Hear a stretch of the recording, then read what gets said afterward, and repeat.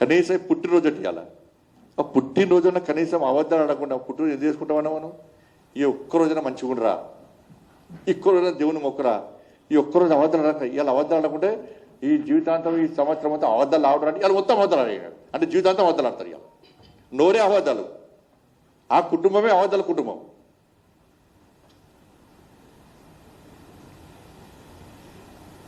వాళ్ళ మూర్ఖుడా, మీ బినామీ సంస్థ వల్ల, గ్లోబరీనా సంస్థ వల్ల 27 మంది ఇంటర్మీడియట్ విద్యార్థులు 27 మంది ఇంటర్మీడియట్ విద్యార్థులు ఆత్మహత్య చేసుకున్నారు. ఇదే తెలంగాణలో. నేను చాలామంది విద్యార్థులు శివాల దగ్గర పోయాను. నేను ఏమన్నావు అప్పుడు? కంప్యూటర్ తప్పు చేస్తా నాకేంది అన్నావు. మరి ఇప్పుడు ఎవరిని న్యాయం చేసిండు? ఏడా ఎవరు తెచ్చినీడా?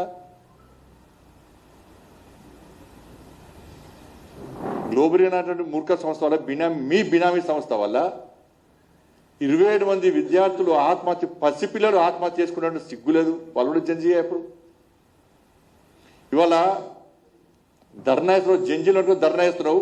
ఆ విద్యార్థులు అడగాలి, ఇది గల్లబట్టి అడగంటారు ఇవాళ.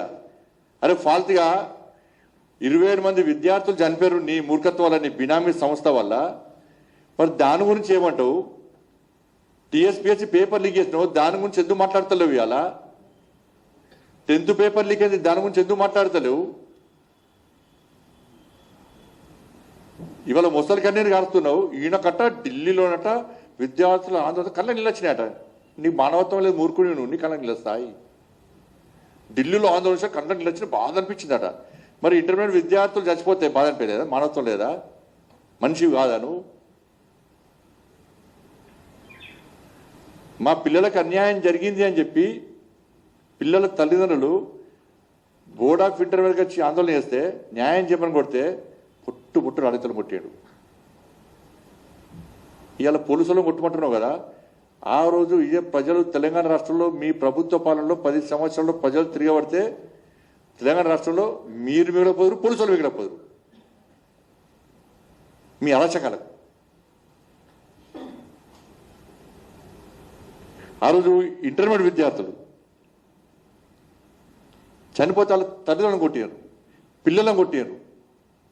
ఇవాళ జంజీ విద్యార్థులు ఇవాళ ప్రశ్నించాలి ఇవాళ కేటీఆర్ను. ఆ రోజు లీకేజ్ చేసినప్పుడు కారణం ఎవరు? నువ్వు కాదా? ఏం చర్య తీసుకున్నావు? మీ అయ్యందుకు రాజీనామా వేయాలి, నువ్వెందుకు రాజీనామా వేయాలి, ఎందుకు లాఠీ చార్జ్ చేసినావు, మా తల్లు ఎందుకు అలగొట్టడం అని చెప్పి అడగాలి. ఒకసారి చూడు రండి, గ్లోబరీ సంస్థ ఇంటర్మీడియట్ విద్యార్థులది. వాళ్ళు చేసే తప్పుకు మా పిల్లలు బలైపోతున్నారు. దానికి సమాధానం లేకుంటే విద్యాశాఖ వాళ్ళు ఎవరు లేదు. నన్ను ఫస్ట్ ఇయర్ 81% వచ్చింది.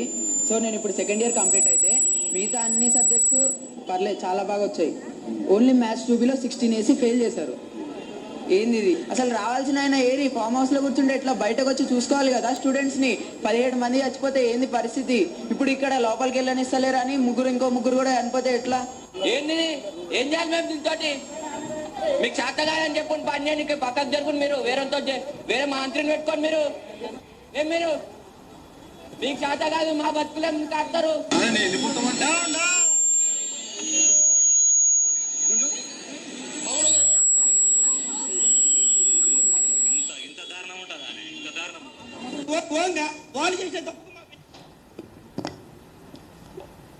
రాష్ట్ర ముఖ్యమంత్రి గారు శుద్ధ పుస్తకంగా మాడుతున్నాడు. రాష్ట్ర ముఖ్యమంత్రి గారు, నువ్వు ముఖ్యమంత్రి అయినాక 2 ఏళ్లలో 10th పేపర్ లీక్ అయింది, హిందీ పేపర్ లీక్ అయింది, గ్రూప్ 1లో అక్రమాలు జరిగినాయి. ఆ విద్యార్థులు గ్రూప్ 1 అన్యాయాలు 4 లక్షల మంది విద్యార్థులు, నిరుద్యోగ యువత ఇవాళ రోడ్ల మీద తిరుగుతున్నారు. పాపం గ్రూప్ 1 విద్యార్థులు 4 లక్షల మంది దాదాపు కోట చుట్టూ తిరుగుతున్నారు. ఢిల్లీలో సుప్రీంకోర్టు కొట్లాడుతున్నారు నీ మూర్ఖత్వం వల్ల. రైల్వే స్టేషన్లు అనుకుంటున్నారు. కోర్టు ఫీజులు కట్టలేక 5 రూపాయలు, 10 రూపాయలు, 100 రూపాయలు, 1000 రూపాయలు చందాలు వాళ్ళు చందాలు వేసుకొని కోట్ల ఫీజు కట్టే పరిస్థితి. ఇక్కడ కోర్టు జడ్జిమెంట్ ఇచ్చినాక కూడా కనీసం వాళ్ళకి న్యాయం చేయకుండా మళ్ళను పైకోర్టు పోతివి. ఆడ అడ్వకేట్ సరిగా వాదించలేదు, కోర్టు మీ ఫేవర్ ఇచ్చే, మళ్ళీ సుప్రీంకోర్టు పోయే. కనీసం వాళ్ళు ఇప్పటికీ బాధపడుతున్నారు. 4 లక్షల మంది విద్యార్థుల ఉసురు పోసుకొని ఇలా ముఖ్యమంత్రి శుద్ధ పూసలక్క మాట్లాడుతున్నాడు. నీట్ గురించి మాట్లాడుతున్నాడు. మొన్న మీరు చూడండి, నీట్ ఎగ్జామ్ అయిపోయింది. గురుకులం పాఠశాలలో విద్యార్థులకు నీట్లో సెలెక్ట్ అయిన వాళ్ళందరూ సెలెక్ట్ అయితే ఇదే ముఖ్యమంత్రి సన్మానం చేసిండు వాళ్ళకు. ఇదే ముఖ్యమంత్రి పోయి మొన్న నీట్ ఎగ్జామ్ సెకండ్ టైం అయిన తర్వాత ర్యాంకులు వచ్చిన విద్యార్థులకు పోయి ఇదే ముఖ్యమంత్రి పోయి సన్మానం చేసేయండు. నేను అడుగుతున్న రాష్ట్ర ముఖ్యమంత్రి గారిని, ఈ రోడ్డు మీద చిన్న చిన్న అల్లరి మూకలు చేసే రాజకీయ మూకలు చేసే ధర్నాల్లో వాళ్ళని అడగకు, ఆ నీటిలో సెలెక్ట్ అయ్యి నువ్వు సన్మానం చేసిన విద్యార్థులను అడుగుపోయి నీట్ ఎగ్జామ్ మంచిగా జరిగిందా లేదని అడుగు, వాళ్ళు సమాధానం చెప్తారు. అడుగు సన్మానం చేస్తావు, ఇది రోడ్డుకి ఎక్కేమో ఆందోళన చేస్తావు. ద్వంద్వ విధానాలు రాష్ట్ర ముఖ్యమంత్రి, ద్వంద్వ విధానాలు. నీట్ ఎగ్జామ్ మంచి నడుస్తుంది కదా, నువ్వు గురుకుల ర్యాంక్స్ వచ్చిన సన్మానం చేసింది, అది ఎట్లా కరెక్ట్ అవుతుంది? ఇప్పుడు ఎట్లా తప్పంటున్నావు నువ్వు? ఇక గ్లోబరీనా సంస్థ గురించి మాట్లాడుతున్నాడు రాష్ట్ర ముఖ్యమంత్రి. వీళ్ళిద్దరు చీకటి ఒప్పందాలు, ఇద్దరి కేటీఆర్కును రాష్ట్ర ముఖ్యమంత్రికి చీకటి ఒప్పందం ఇద్దరికి. గ్లోబరీనా సంస్థ గురించి దేశం అంతా తెలుసు. అప్పుడు అనేక మంది విద్యార్థులు చనిపోయిన విషయం రాష్ట్ర ముఖ్యమంత్రి ఒప్పుకున్నాడు. ఒక ముఖ్యమంత్రి స్థాయి వ్యక్తి అన్యాయం జరిగిందని గుర్తించినప్పుడు, ఇది తప్పు అని గ్రహించినప్పుడు, ఇది క్రైమ్ అని చెప్పి గుర్తించినప్పుడు అనుకున్నప్పుడు వెంటనే చర్యలు తీసుకోవాల్సింది పోయి నువ్వు కాంప్లైంట్ నేను తీసుకుంటా అట, నువ్వు కొట్టి అంటే నేను ఏడ్చంటే చేస్తానంటున్నది.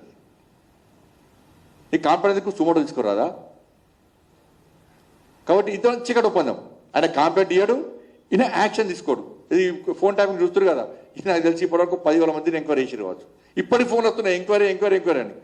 అది ఎంక్వైరీ అయ్యలేదు, చర్యలు తీసుకోలేదు. ఇదే ముఖ్యమంత్రి అన్నాడు, నా భార్య పిల్లలు కూడా ఫోన్ ట్యాపింగ్ చేసిర్రు, ఫోన్ ట్యాపింగ్ నాకు జరిగింది, ఫోన్ ట్యాపింగ్ చేసింది, అది ఇది వాస్తవం అన్నాడు. ఒక ముఖ్యమంత్రి స్థాయి గౌరవప్రదమైనటువంటి వ్యక్తి నువ్వు ఆ చైర్లో కూర్చున్నప్పుడు, తెలంగాణ రాష్ట్రంలో అన్యాయం జరిగిందని భావించినప్పుడు చర్యలు తీసుకోవడంలో నీకున్న ఇబ్బందులు ఏంది? నేను ఆపుతున్నది ఎవరు?